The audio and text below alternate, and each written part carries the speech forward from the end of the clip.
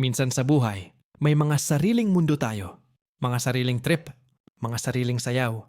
Gaya ni na Ate Eunice at Ate Yvonne, busy sa kanilang practice. At sa gilid, laging may Elise, isang taong nanonood, humahanga at gustong mapabilang. Dala ang pag-asa, lumapit si Elise para makijoin.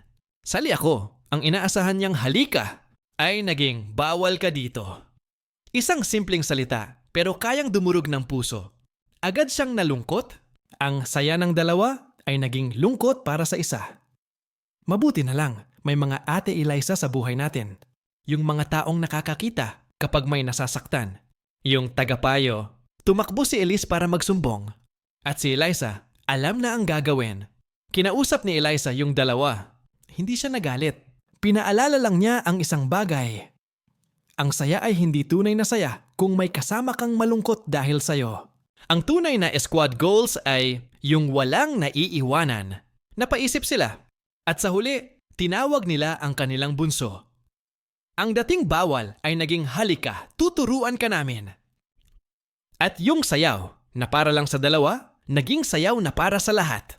Dahil ang tunay na saya ay yung sama-sama.